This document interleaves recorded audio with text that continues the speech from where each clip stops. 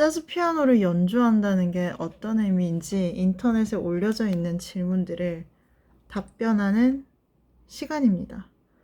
Jazz Piano Foundations. Your questions answered. 질문에 답이 있는 그런 재즈 피아노 기초 시간. Hi, this is Sean. Today I'm answering some of the internet's Sean top questions about learning jazz piano. If we haven't met before, my name's Sean. I taught approximately 46,000 one-to-one jazz piano lessons in my time, studied with the great Barry Harris, and now I share what I know on jazzskills.com with members to get them fluent in the language, not just know things from a book and not be able to play, not drown them in information, and actually get them skilled and get them enjoying their music and some of them to their first jam sessions and gigs and beyond. So join me as we talk about the internet's top questions about learning jazz piano. Number one, how do I start learning jazz piano as a beginner? Fair question. So I'll ask you the question I always used to ask new one-to-ones. I would ask them, who are your top 5 favorite jazz piano players or even jazz players? And I would say that about 80% of people couldn't answer that question, not because they had so many that they couldn't narrow it down to 5, but because 80 or more percent couldn't name any or couldn't name more than 1 or 2 just because they've heard of them. Now, this might not seem like a big deal. So if you've gone through classical piano lessons, nobody asked you which piano players you could name, right? Because it was all about what's on the page in front of you. But this is a different kind of music. This is a different kind of art form. This is an art form where we compose on the spot. So if you were going to an acting lesson for Hollywood acting and we couldn't have a conversation about, let's say it's Marlon Brando or Al Pacino or Robert De Niro, or even if it's more modern day actors, then something's missing, right? We can't really have a proper conversation about the art form. And when you do learn things, you're not going to recognize them. It's not going to mean anything to you, and you're not going to absorb anything from outside. Now, you might be convinced you don't have any ears, and none of that will make any difference to you anyway. But I can promise you, you won't learn anything about jazz unless you're listening to it. On the same question, I would now technically say, don't get too caught up in the cool shit. People teach and want to learn all the cool sounds. So if I show people that these are chords, they're okay with that. But if somebody else shows somebody that these are chords,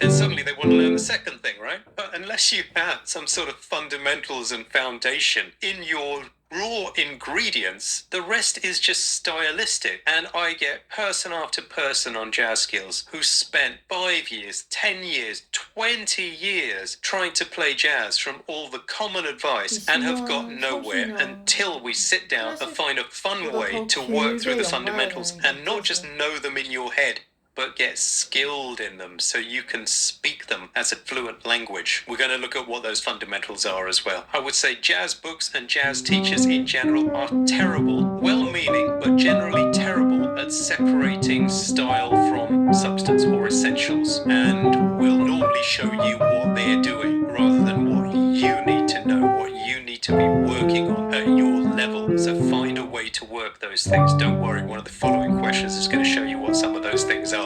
Say that 99% of the information out there is not designed to get you fluent, and there's a big difference between all the stylistic cool shit and what actually gets you fluent. When you work on that, you stand a chance. Have a solid practice method that bridges the gap between knowledge and skills and turns that knowledge into skills. Try and shift that mindset of, I'll understand it first and then I'll do it. Learn by doing, learn by playing until you understand the deeper secrets that the music wants to tell you. Number 2, do I need to learn classical piano first before learning jazz? Great question. I would say no, but that doesn't mean that you don't need to. I didn't. But that doesn't mean that you don't need to learn scales, that you don't need to know chords, that you don't need to have any technique, that you don't need to address your fingering, that you don't need to practice. It doesn't mean you have to get that stuff from classical lessons. In fact, sometimes people who've had classical lessons have an advantage because they have things like scales down and technique down and they've got a facility at the instrument, but they're so fixed in learning from what's in front of them or playing from what's in front of them, often don't have any language skills, so don't know why any of the chords are there, don't know how the melody works, why the whole thing's put together, so they're not playing from the perspective of the composer. So in a way, it can be an advantage not to have gone down that route. In a way, it's a huge advantage. You do not need to go to classical lessons for for 10 years before you learn jazz. I didn't do it. Jazz is an 이런 advanced language. Of 스타일들을 course, you've got to 알아야 approach it that way, and you do have to have 레슨을 some 받기 전에 facility 이런 of the instrument. So 연주자분들의 get things like basic scales and a 코드라든지 few chords down, be playing for a while, and then start to work on your jazz. Number 3, 이런 what are the 스타일들을 몸에 essential 익혀야 jazz 된다는 skills and concepts I need to learn for jazz piano? Scales, you've got to be able to get up and down a scale. You've got to be able to play the chords that are in a scale or in a key. Because all scales have these. Got to be able to play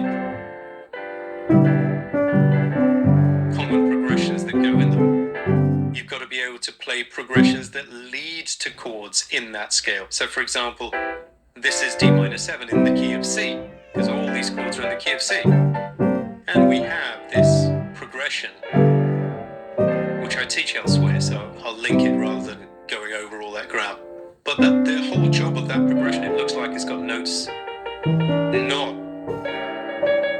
in the key of C, but its job is to lead to a chord that is. I've seen cases of people learning jazz for many years and not learning those basic fundamentals. So do that. That will get you to a place where you're using the language in a sensible way. And then you can start to 언어를 think more 배우는 stylistically. So 기술이 rather than 확립되지 just playing a 않으면 chord, 음악을 배울 자격이 안 된다? basic chord progression, you can start to use some shells in your left hand, some voicings in your right hand, an extra note here and there, some movements, improvisation, and you can start to see how those common chord progressions show up in tune after tune after tune after tune. And that is how you'll learn the language, by relating what you're doing to tunes and seeing that all these core skills are our language, our ABCs. Number 4, I like this one. How important is it to learn music theory for jazz piano? Well, it depends on what you mean. Most of the things are 이론은 중요한 것인가요? 라는 질문을 받았을 때 선생님의 강의에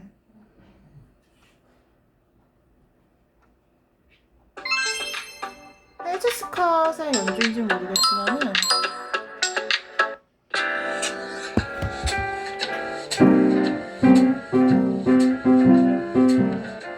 Hi, this is Sean, and in this lesson we're going to take Taking a Chance on Love, a raw lead sheet, and just show you how I adjust the chords and make it fit me.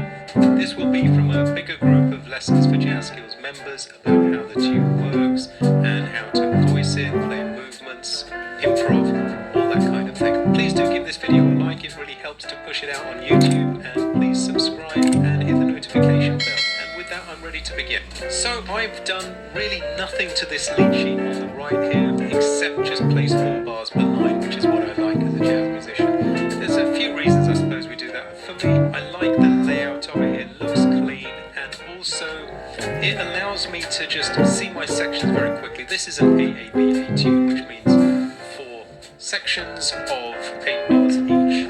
So this is my first A section, then the second A section will be pretty much the same. They normally end a bit different because they connect to different things.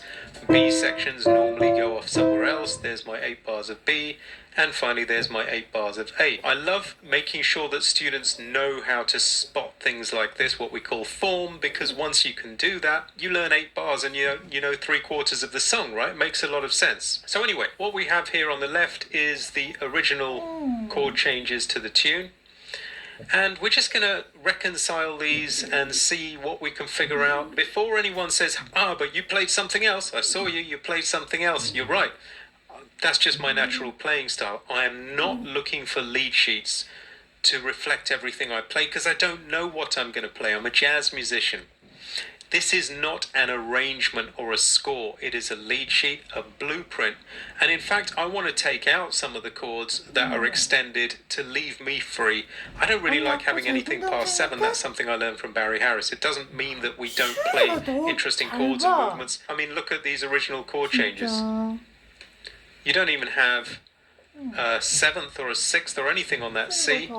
You have nothing past 7. There's no 9ths, 11ths, 13ths, sharp 11ths, flat 9s, none of that in there, as you can see. So I prefer a naked lead sheet to give me the space to do what I want with it. Because very often when you see those extensions in, I won't name any particular books, you probably know the one I'm talking about, when you see those, they're often wrong anyway, and they go against the melody or they force you in just one direction. Okay, so let's get started. Let's see what we've got. And by the way, I'm not interested in editing the melody here or the lyrics or anything like that. I'm mostly interested in the chords here, okay? I do like the C sharp diminished in the original changes. Before the D minor 7. Why does it work? Because C sharp diminished